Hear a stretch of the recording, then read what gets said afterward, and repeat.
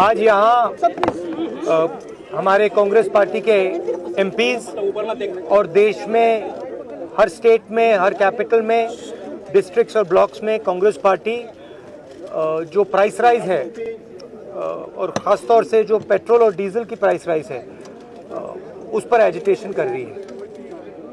पिछले 10 दिन में 9 बार पेट्रोल और डीजल के प्राइसेस बढ़ाए गए हैं और इसकी चोट डायरेक्टली सबसे गरीब मिडिल क्लास लोगों को पड़ती है।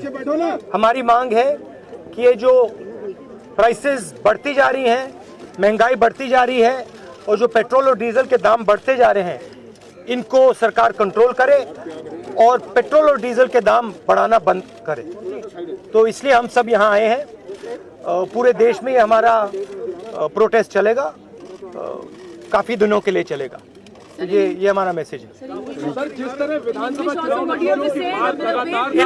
in English, we can see that petrol and diesel prices are climbing rapidly.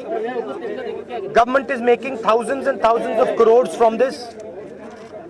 Over the last 10 days, 9 times they have been raised. Congress party is protesting across the country in districts, blocks, state capitals, here with our MPs against this price rise, against the rise of petrol and diesel prices. Government has to stop doing this. This is hurting the poorest people in the country and it's hurting the middle class. Government has to ensure that prices do not rise and they stop raising diesel and petrol prices. Thank you.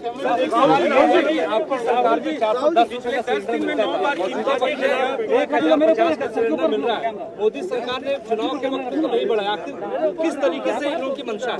नहीं, देखिए, वो तो सब लोग जानते हैं। Gas cylinder की price double हो गई है। 102 रुपए है पेट्रोल का दाम आज दिल्ली में। ये तो हिस्ट्री में कभी नहीं हुआ है इस लेवल की प्राइसेस।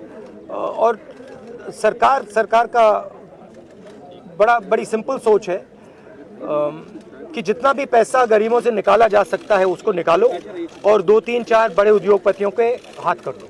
तो यही बेसिकली प्रोसेस यही चल रहा है। फायदा किसको हो रहा है? फायदा जो सबसे बड़े अरबपति हैं 2-3 उनको हो रहा है। और नुकसान किसका है? नुकसान गरीबों का है, मिडिल क्लास का है और जो आम जनता है उनका है। ऑब्वियसली चुनाव से पहले ये नहीं कर सकते। मैंने उस टाइम भी कहा था कि चुनाव के समय मैंने कहा था, देश की जनता से कहा था, पेट्रोल डीजल भर लो, अभी भर लो, क्योंकि बाद में मुसीबत आएगी। Thank you. लड़ाई हो रही है। I'll think there's a debate in Parliament on Monday. Thank you, sir.